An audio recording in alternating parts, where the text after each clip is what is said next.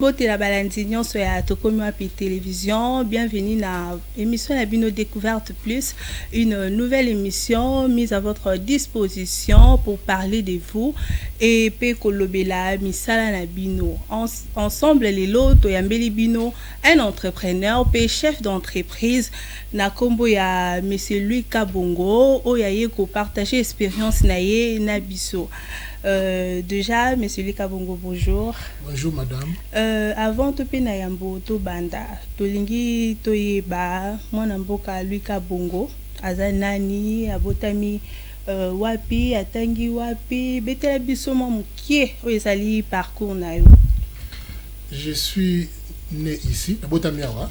Donc, j'étais d'abord très surpris d'apprendre l'année passée quand je suis arrivé avec les concours de ma tante, parce que mes parents sont déjà décédés, que na botama na maternité à Bamamé, le Ozana, Nambinza. Je les ai visités rapidement, je vais encore y passer, quand même, ça quand même moi donc. Je suis né, mon père était étudiant à l'université, en deuxième année graduat, et j'ai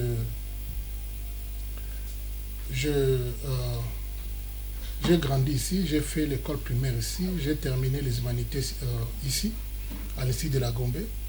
En 1989, j'ai fait l'université de Kinshasa d'abord.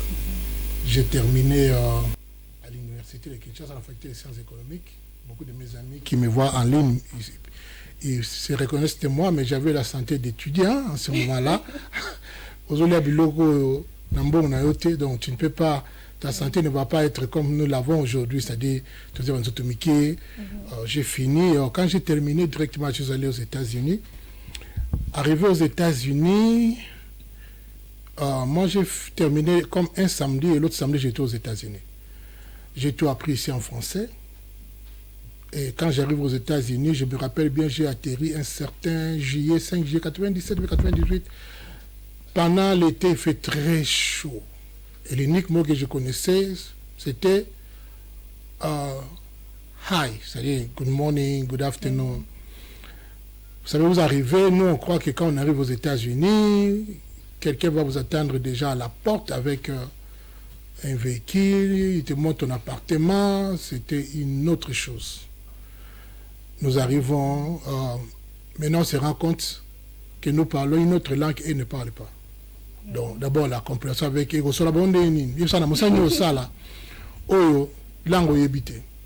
ni journaliste. Tout ce que j'ai appris en économie, il fallait va à Jaché. Donc, mon premier boulot, curieusement, après avoir terminé l'université, ce n'était pas dans un bureau. Okay. J'ai travaillé d'abord dans un restaurant. Vous savez, quand quelqu'un parle, Batapoto, Bassaka un restaurant, Bassaka Boye, parce qu'ils ne connaissent pas les réalités. Comment je peux vivre à l'étranger? Je ne parle pas cette langue-là. Et je commence à travailler dans un bureau. Et même si vous travaillez dans un bureau, la langue, soit bien dans le téléphone.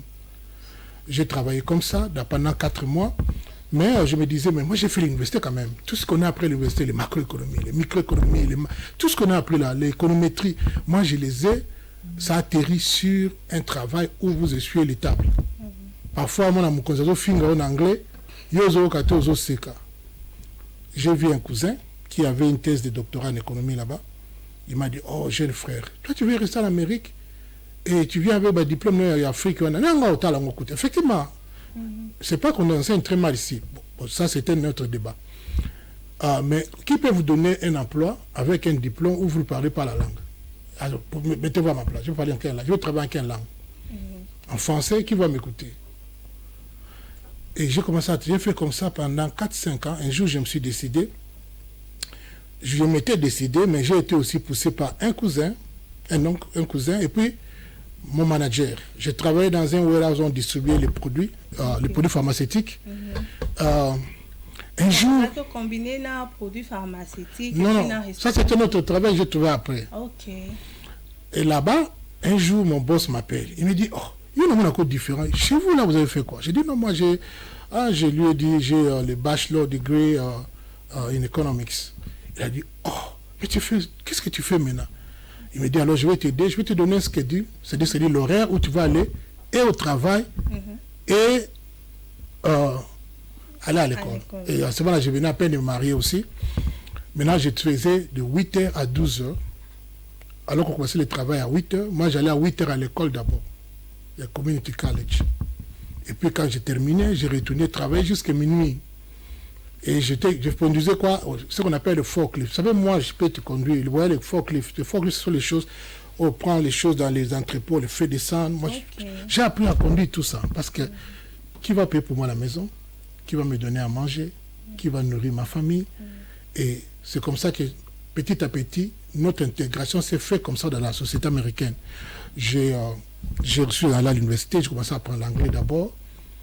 Et les niveaux de mathématiques, comme j'ai fait l'économie ici, les niveaux de mathématiques étaient très élevés. On m'a mis directement, j'avais les droits de faire et les maths et le cours d'anglais directement. J'ai repris toute l'université, des choses qui étaient faciles parce qu'il y a certains cours que je connais, la comptabilité, beaucoup de choses ici. Et j'ai terminé le bachelor. Pendant que j'ai terminé le bachelor, un jour, j'ai fait mon résumé, c'est-à-dire le CV que vous appelez ici. Je l'ai envoyé quelque part, on m'appelle. J'arrive comme ça. On me dit, il y a une compagnie qui engage les gens. Ils ont aimé les profils que tu as. J'arrive. Cette compagnie-là s'appelait Home Depot. Peut-être beaucoup de gens ne connaissent pas Home Depot. Ce sont des compagnies qui sont plus dans l'Amérique du Nord et en Chine. Home Depot, si je dois les traduire en France, l'activité ici, c'est une quincaillerie. Mais quand on dit quincaillerie, ce n'est pas les quincailleries petits qu'on voit ici. Les quincailleries de Home Depot, ça peut commencer, ça peut prendre tout ce qui est l'enclos de la Banque centrale. Tout un magasin qui peut te faire dans certains coins 10 millions de dollars par jour. Et la compagnie avait 325 000 employés et la compagnie avait 40 avions de grandes lignes, mais qui était une quincaillerie. Et la compagnie avait 120 vice-présidents. Et à cette époque-là, notre président, CEO, avait comme un salaire, parce que les salaires sont connus, 38 millions de dollars par an, c'est-à-dire 100 000 dollars par jour. J'ai commencé dans cette compagnie très bas. C'est là où j'ai commencé à travailler dans les bureaux. J'ai quitté maintenant les petits boulots, parce que là, je comprenais et l'anglais, je pouvais m'exprimer. Je suis allé dans beaucoup de départements, Financial Operations, je suis allé dans Freight Claim, je suis allé dans Internal Control. Et c'est là maintenant, j'ai commencé, mon diplôme a commencé à avoir plus de sens. Et maintenant, chez nous, en Amérique, c'est pas que tu viens, tu dis, moi, j'ai terminé les faciles, j'ai terminé les nicking. Non.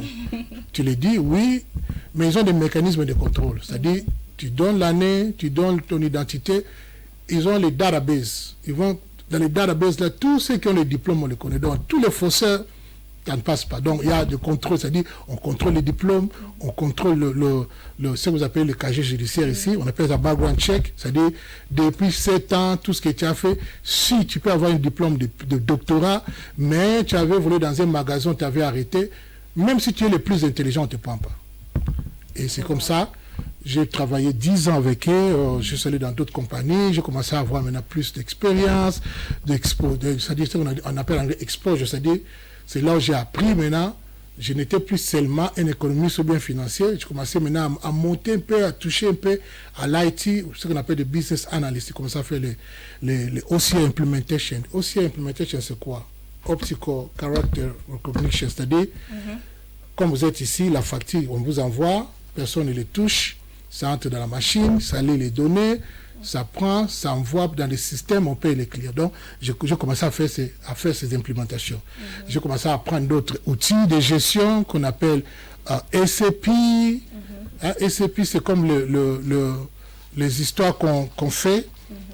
Ce sont en anglais, on appelle ça des ERP, Enterprise Resourcing Planning, c'est-à-dire, tel que vous êtes ici, tout est géré par les systèmes informatiques. J'ai appris les Oracle, j'ai commencé à faire le NetSuite, j'ai appris les Coupa, et j'ai commencé, maintenant j'ai appris le travail, j'ai commencé à faire quand on me me paye pas comme tout le monde, c'est-à-dire je ne suis plus que tu viens au travail, comme un ouvrier, tu claques in, tu claques out, non, je peux travailler de la maison comme je le fais. Pendant que je suis ici, je travaille aussi de la maison, je me connecte là-bas. En ligne. Bah, là, je suis ici. Donc, j'ai commencé à avoir un travail, c'est-à-dire, quand on dit un travail, c'est le travail, c'est-à-dire on te paye. Nous, en anglais, nous, en Amérique, on dit starting making 6 figures, c'est-à-dire, j'ai commencé à avoir 6 chiffres de salaire. Donc, vous comprenez, de rien, et je me suis intégré. Un jour, je suis venu ici à Kin, je crois que j'étais avec mon épouse, je crois pendant Covid, ou bien avant Covid, je me rappelle même plus. La nuit, on était logé dans un hôtel dont je ne donne pas les noms. On est allé chercher de l'eau. J'ai vu des paquets d'eau, c'était à $24. C'était l'eau qui était importée. C'est là où tout a commencé comme questionnement. J'ai dit, oh, comment dans notre propre pays, l'eau qui coûte trop cher comme ça, effectivement, l'eau venait de Paris ou quelque chose. Je me suis dit alors, avec l'âge qui avance, je dois commencer à voir, je dois retourner chez nous. Donc je me suis décidé de retourner, de commencer à venir un peu plus. Là, avant, je venais une fois l'an, j'ai commencé à venir 2 fois l'an. Maintenant, je commence à venir chaque 2 mois, je suis ici. Et je commence à penser même venir vivre ici. Comme mon travail, c'est full remote, c'est-à-dire que je n'ai pas besoin d'aller au bureau. À partir d'ici, je me connecte, je travaille. Et puis, plus tard, je vais vraiment mettre tous mes 2 pieds de travail. Seulement je ne viens pas pour travailler dans la politique, travailler pour moi-même. J'ai pris mes savings, c'est-à-dire mes épargnes, j'ai pris mes économies, j'ai dit, ok, le Congo c'est notre pays, nous n'avons pas d'aide, on peut vivre ailleurs, mais ici on est mieux ici qu'ailleurs. Donc c'est à partir de ces paquets d'eau de $24, on est aux gens qui m'a ici, il y a pour retourner na RTC, na Mboka. On fait quelque chose chez nous. D'abord, première chose c'est quoi? Ici au Congo, quand vous vendez de l'eau, si pas ma soeur ou bien mon frère qui va acheter ça, mais un membre de ma famille va acheter. Les étrangers qui nous fournissent de l'eau, ils s'en foutent, ils n'ont pas de membres de famille ici. J'étais dans le cadre du travail le mois de février, fin février, j'étais en Inde. J'étais complètement choqué. J'ai acheté quelque chose dans une boutique, j'ai donné l'argent cash, et le monsieur me dit, oh, tu n'as pas payé TVA. Je me suis dit, mais quand moi je suis au pays, nos amis là, ils ne prennent pas, ils font pas payer la TVA. Chez eux, ils respectent les lois. Mais chez nous, on ne respecte pas. Et vous dire aussi, dans le domaine où nous sommes vraiment, c'est là où j'ai compris que c'est là où je me suis décidé, la matière grise des Congolais qui est à l'étranger, qui a acquis d'autres expériences, une autre manière de voir les choses, doivent commencer à retourner au pays, venir avec les amis qui sont ici, voir comment on peut aider les pays. C'est-à-dire, on n'aime pas les pays en faisant la politique. Chacun dans son microcosme petit, si nous sommes ensemble, nous pouvons modifier la manière dont on voit les choses au pays. Dans notre domaine de l'eau, sans parler avec le, en anglais on dit sugarcoat, c'est-à-dire le dos de la cuillère. Notre industrie, notre chaîne est gérée complètement par les étrangers. Alors qu'il y a des Congolais qui ont des petites épargnes. Si nous tous nous revenons au pays, nous pouvons faire contrepoids. Comment chez nous, ceux qui nous vendent de l'eau sont les étrangers. Mais avec ces longs parcours, Moulaï au Sali, pourquoi seulement caca de l'eau? Vous avez travaillé dans des restaurants, vous travaillez dans la quincaillerie, pourquoi vous avez créé une quincaillerie? Vous avez choisi? C'est une bonne idée, on peut y penser, mais on doit compenser quelque part. D'abord, l'eau par rapport à nos conditions climatiques ici. Il fait très chaud presque toute l'année. L'eau, pourquoi? Parce que c'est là où mon esprit a tiré un tout petit peu. Beaucoup d'amis me disaient, c'est nos appartements. Tout le monde fait. Vous savez, nous, chez nous, on veut faire tout ce que tout le monde fait. Tout le monde veut voir Mikate. C'est tout le monde qui va. Nous pouvons nous insérer. C'est-à-dire, notre pays, nous devons voir ce que les autres ont fait chez eux, les ramener ici au pays. Je vous dis sincèrement, on peut mieux faire que chez nous. On peut faire chez les autres aussi. Parce que, prenons l'exemple, quand nous venons ici, nous trouvons des choses. Parfois, moi, je vois des choses. Comment les gens font comme ça? Pourquoi on ne peut pas faire comme ça? Pourquoi on ne peut pas voir l'excellence? C'est mal l'excellence. Beaucoup de nos frères, ils croient que pour prospérer, il faut être politicien. C'est pas mauvais. Faut pas mauvais. Mais moi, je pense que partout, spécialement aux États-Unis, le pays s'est développé avec l'initiative privée, l'intelligentsia. C'est-à-dire, comme je disais dans l'autre conférence, si vous allez en Californie, prenez l'exemple, vous allez à San Francisco, vous allez voir un Français, il descend avec son laptop, il travaille dans le McDonald's, il utilise le Wi-Fi gratuit de McDonald's, il crée un programme, il commence des start-up dans un restaurant, et il devient riche. C'est-à-dire, nous devons donner à la population, à nos jeunes gens, comment ils peuvent penser d'eux-mêmes et devenir riches. Bien sûr, il y a des contraintes. Je vais parler de contraintes plus tard. Mais l'idée doit venir de nos frères congolais. Parfois, quand je regarde certaines innovations que les gens font ici, je me dis, est-ce que quelqu'un a pensé ça comme innovation? Mais nous avons, si nous pouvons mettre nos jeunes, il y a des gens, il y a des jeunes gens qui sont super intelligents. Vous voyez? Et si nous pouvons leur donner comment les autres, vous savez, tous ces gens-là qui sont devenus, je vous donne un exemple si simple que tout le monde connaît. Nous utilisons le WhatsApp ici. On ne paye pas. Mais quelqu'un devient milliardaire avec ça. Mais il a commencé à penser WhatsApp qui est sorti du ventre de Facebook quand il était étudiant dans la chambre. Il n'a même pas terminé. De tous ces groupes-là, il y a un qui est allé terminer, mais les autres n'ont pas terminé. Aujourd'hui, ils sont tentés de nous faire fonctionner le monde entier avec leurs innovations. Ces gens-là, ils ont une seule tête, ils ont 2 pieds, ils ont la tête comme nous. Vous croyez que les Congolais ne sont pas sont moins étudiants que ces gens-là? Non, nous savons qu'il y a la matière grise, il faut seulement les booster. Voilà ce que moi je peux penser. Et c'est par là que vous avez créé l'entreprise Acacia? Oui, avec beaucoup de contraintes, avec beaucoup de difficultés, parce que le grand problème ici au Congo, c'est l'homme. Ce n'est même pas le financement. En Amérique, il y a un concept qu'on appelle stewardship. Le stewardship, c'est quoi? Le stewardship signifie, tu travailles, je donne l'exemple comme Tokomi Wapi. Ce n'est pas votre entreprise, madame. C'est ça. Mais comportez-vous comme c'était votre entreprise. Que les patrons soient là, qu'ils ne soient pas là. Vous fonctionnez comme si c'était votre bien. Vous trouvez de la saleté dans les studios, vous essuyez. Chez nous, les Congolais, ils disent quoi? Ah, et ils peuvent même prendre de l'argent. Ici au Congo, on mange et les œufs et la poule. Vous voyez? C'est la contrainte que j'ai trouvée. Les gens, quand le poste n'est pas là, il y a même quelqu'un qui dit, ah bon, ça n'a bon, il y a un États-Unis, attends, ça, il est au foot à Bissau. Alors que dans le concept de stewardship, la compagnie où vous travaillez, c'est comme votre propre compagnie. Donc vous êtes comme, en façon on dit, comme, prends ça comme un bon père de famille. Donc voilà la plus grande contrainte chez nous au Congo. Les gens ne voient que leur propre intérêt. Ils ne voient pas l'intérêt collectif. Je crois que ça peut s'étendre dans beaucoup de domaines, notamment dans les domaines de politique aussi. Mais pourquoi seulement les noms d'Acacia? Le choix des noms Acacia, c'est lié à quelqu'un? Acacia, c'est ma dernière fille. Ok, vous l'aimez beaucoup. Oui, quand nous sommes déjà en train de concevoir les noms, j'ai 3 enfants. Okay. La première s'appelle Fef, la deuxième s'appelle Joshua, et la cadette s'appelait Acacia. J'avais une amie, nous avons une amie qui est zimbabwéenne, qui travaille avec moi sur le logo. Maintenant, quand j'ai dit on va mettre Fef Water, il me dit, on a dit on va mettre Joshua, il dit non, c'est trop lourd. Quand on a dit Acacia Water, il dit oh, on va garder ça. Donc, c'est le nom de ma fille que j'ai utilisé comme le nom des produits que nous avons lancés. Au début de la création de l'entreprise Acacia, ça a été facile? Non.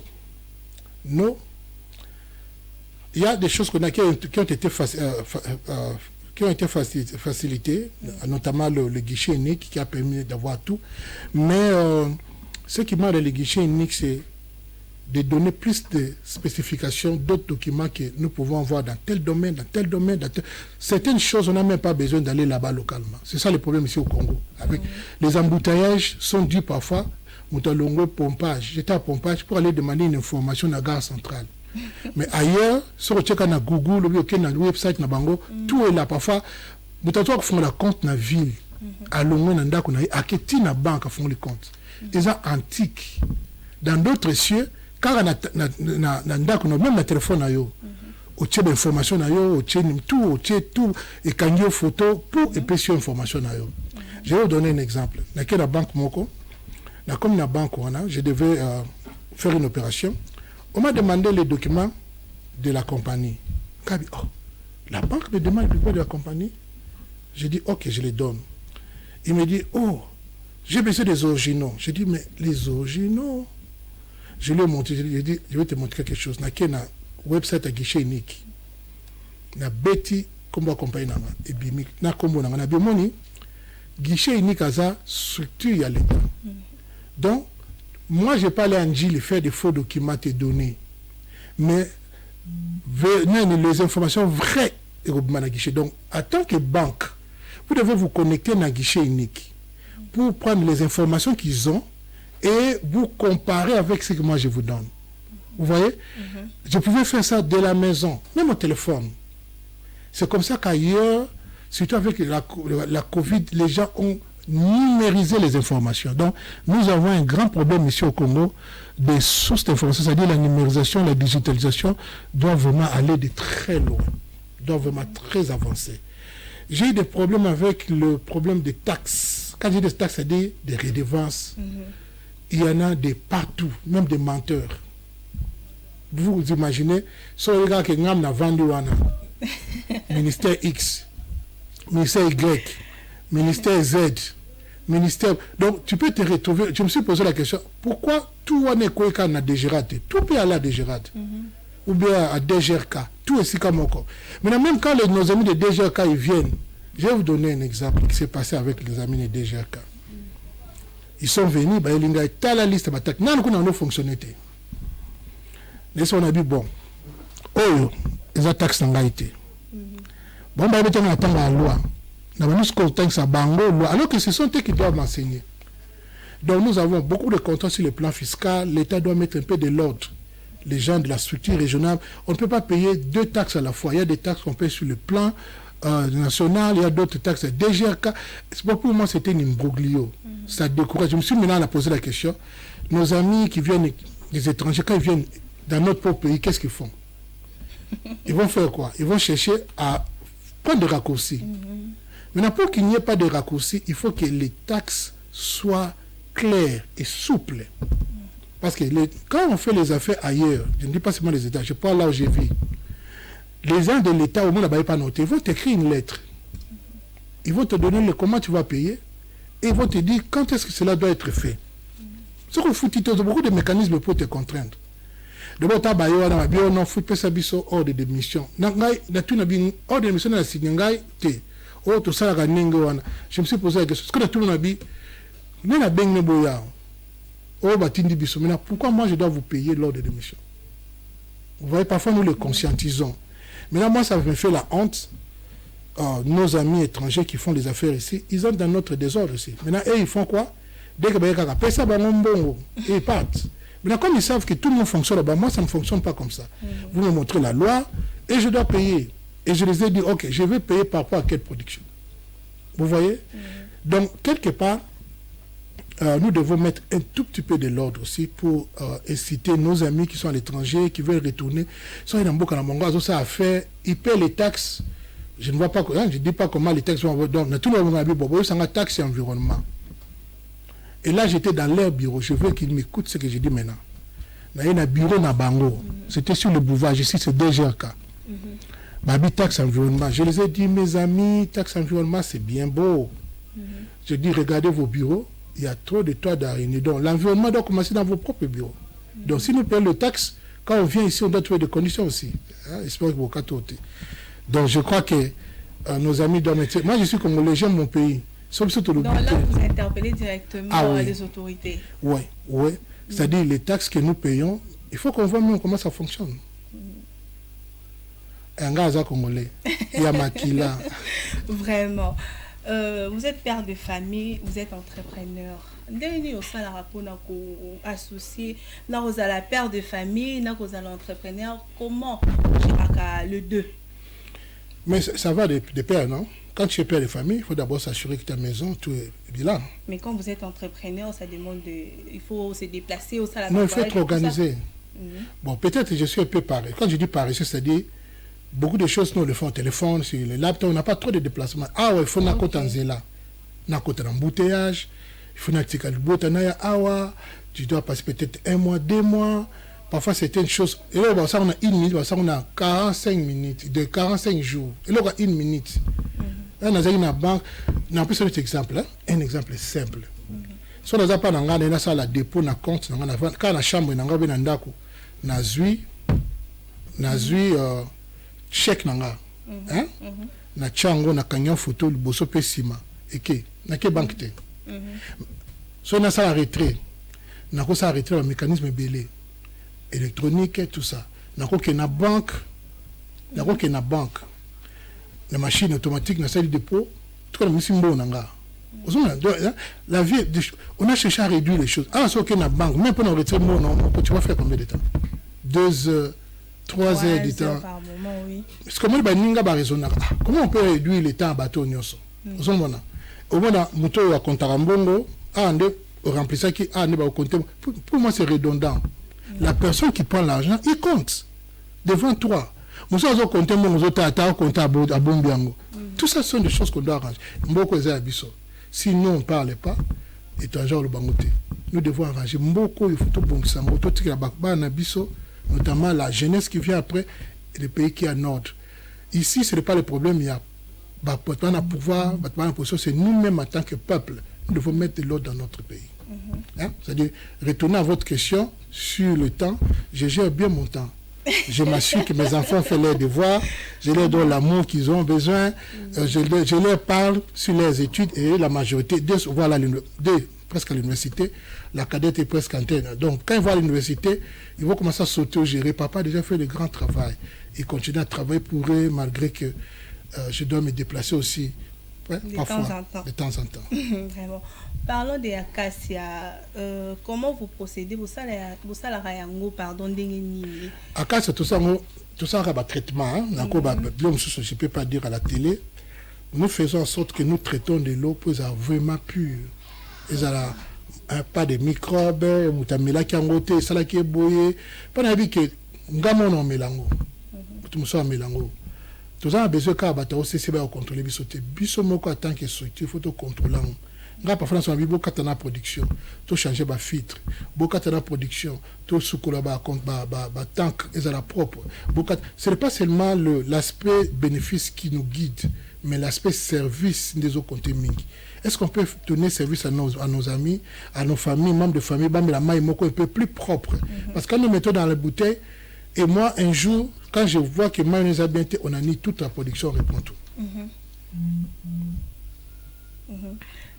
Entreprise en Cassia, ils ont précisément ouais. Tout ça na Kingabwa na balabala ya Congo.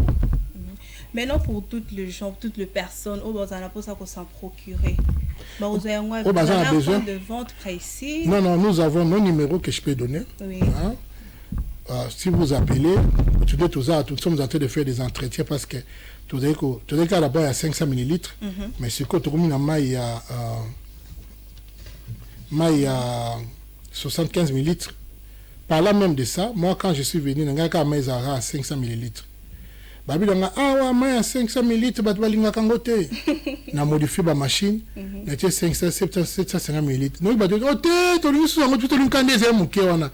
Ce que nous avons mituna, to ke liboso.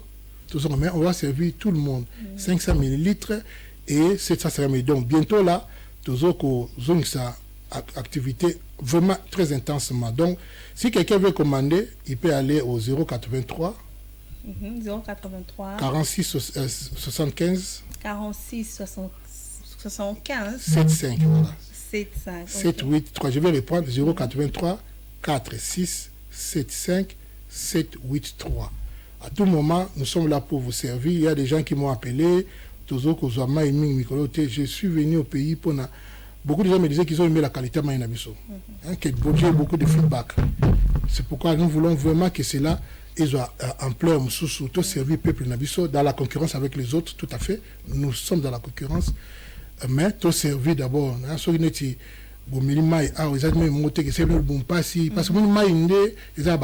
faut qu'on respecte le c'est pas bien, c'est pas bien. Il faut que maïs à la main équilibré, puis à la microbe mingité pour biso peuple Nabiso mais le de qualité. Vraiment. Merci, Tokomi Nasuka Ngonga. Et comme entrepreneur, conseil nini aux anango pour les jeunes entrepreneurs comme vous, bon, ils peuvent se lancer dans l'entrepreneuriat par rapport à l'expérience et conseil nini de couper ça là-bas. L'unique chose que je peux dire aux gens, les risques, qui ne risquent rien dans rien. Vous savez, ça, risquer la vie, la vie c'est les risques. Au Kochambo, les Simbité, ils ont toujours une expérience et échec quelque part. C'est que moi je peux dire aux jeunes, risque et puis oser. Bisoka, tu es étudiant dans une équipe, tobeta makolo parfois on quittait Rompenga Babouti cité taxi zate transport zate. Ceux qui connaissent la route là, Kolonga Rompenga Bati Nikin, surtout sur un plateau de professeurs, vraiment sur les Taliboumoufé Kitao. Donc il faut oser, hein. Il faut oser. Vous savez, il faut tout réduire le système. Il y a j'ai l'honneur, courir vers la fonction publique et tout ça. Moi, je pense que Batu Mingi, ils doivent aller dans l'entrepreneuriat. Vous savez, le pays ici ne va pas se développer avec les politiciens. Hein? Le gouvernement, non. Le gouvernement met en place des mécanismes, des infrastructures, des économies externes pour tout fonctionner, le cadre légal. Mais l'économie va avancer avec les entrepreneurs. Je vais ajouter une chose à cela. Nous avons besoin de l'accompagnement du gouvernement. Hein? C'est-à-dire que le gouvernement doit accompagner aussi, surtout les nationaux. Ils vont de soutenir. Il y a des mécanismes de garantie, mais moi je veux que le soutien devienne un peu plus fort en mettant en place des banques de développement pour soutenir l'industrie, l'initiative, l'entrepreneuriat, leur donner des moyens à moyen, à long terme, c'est-à-dire des machines qu'on doit commander, parce que nous n'avons pas la technologie ici. L'État doit nous soutenir. Et le soutien ne vient pas des banques. Moi, ça m'étonne des banques pour en faire des affaires. Ça, c'est une méthode moi à ma baie. Parce que les banques, ils financent les court terme. Ils financent ce qu'on appelle le working capital. C'est-à-dire qu'on faut des employés, qu'on somme babilo, qu'on prend la machine et ça là. Mais qu'on somme le mot qu'on a mené, on fait avancer la compagnie. Ce sont les banques de développement qui doivent financer ça. Ici, celui qui joue comme les banques de développement, c'est FPI, mais ça ne fonctionne pas tellement comme ça. Parce que les banques de développement ne financent pas seulement les industries, ils doivent financer l'agriculture, ils doivent financer tous les secteurs, parfois les services. Hein? Donc, ce que l'État mettre en place, la banque de développement, pas des étrangers, mais des Congolais à des taux faibles, et avec un accompagnement technique. Je crois que ça va inciter beaucoup de gens à se lancer aussi dans l'entrepreneuriat. Aussi, mes frères qui vivent à l'étranger, nous avons 2 pensions. Il y a ce qu'on appelle le 401k, les pensions privées, et il y a aussi ce qu'on appelle la pension de l'État. C'est-à-dire que moi je suis là, j'aurai 2 pensions. Mais moi, j'ai utilisé une grande partie de la pension d'Angapé pour la financer. Parce que ils ont financé l'économie à Bango. Mais on peut prendre ça, quelqu'un dans les domaines où il est fort, il vient investir chez nous ici. Parce que moi, on a aussi l'économie à Bango, na cryptocurrency, na financial market, place est béni, na compagnie Moussoussou. Mais bis au Congolais, au cours d'une certaine moment, $30 000, na yo moins $50 000. Si nous faisons comme ça 2000 Congolais, ça peut engager combien? 4000 personnes. Donc, mes amis qui vivent à l'étranger, venons avec ça. Moi, je ne suis pas politicien. Nous venons aider notre pays. Il y a beaucoup de secteurs où les Congolais n'existent pas. Mining, tout ça. Mais si nous avons un consortium de Congolais, ensemble, ils peuvent faire vraiment créer un entrepreneuriat qui va faire booster le pays. Vraiment, merci beaucoup, M. Lucas Bongo, d'avoir répondu à notre invitation. Tokomi na suka ya émission ya biso ya mukolo lelo. Merci na bino nyonso o volandi biso, et par là je dis aussi merci à toute l'équipe technique qui nous a accompagnés. Là je vois l'ingénieur Manix Kembolo, Bénédicte Sumba était derrière toutes les caméras. Papa Kounda na yebi kombote. Papa Prince aussi était derrière. Papa Blaise aussi était derrière les caméras, accompagnées de Madame Bénédicte Sumba. On a profité, on a souhaité bon séjour ici à Kinshasa. On a le promoteur Dr Léonard Mukenge qui séjourne déjà depuis le lundi à Lobby. Bonne arrivée papa, te souhaiter au Yamalamu. Merci et on se retrouve prochainement.